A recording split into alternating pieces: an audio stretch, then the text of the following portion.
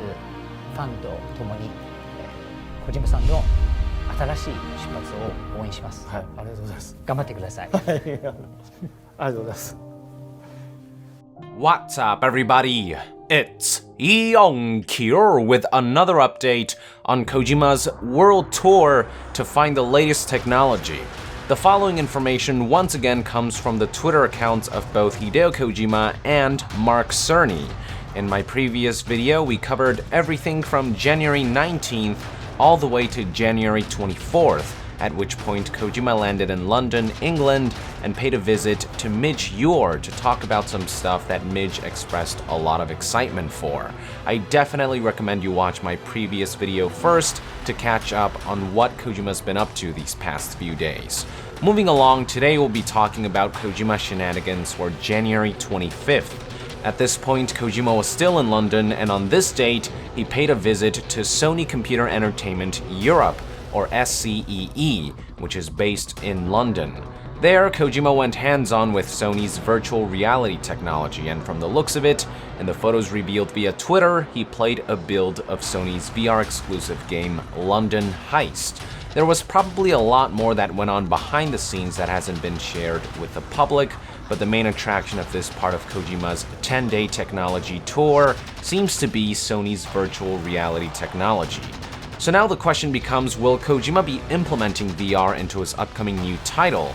Hard to say for sure at this point, but if I had to guess, I would say that there is definitely a possibility, but only if Kojima was legitimately impressed by the technology during his time at SCEE and his hands-on with the technology.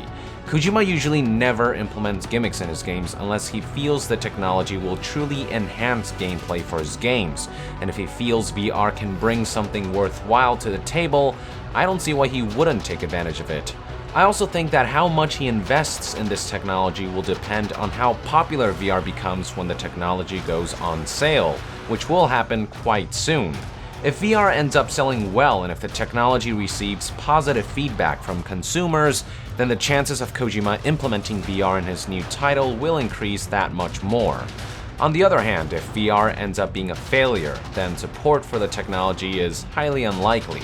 What I will say is that if Kojima does end up implementing VR, I highly doubt he'll make it a mandatory experience. At the end of the day, Kojima's goal is to establish a new and stable video game IP for his fans and gamers in general, so his new game will most likely focus on delivering a familiar experience, so traditional controls. But something like an alternate game mode featuring VR controls isn't an impossibility as long as VR becomes a success among consumers and as long as the technology is widely received. What are your thoughts on the matter? How likely do you think it is that Kojima will be implementing VR for his new game?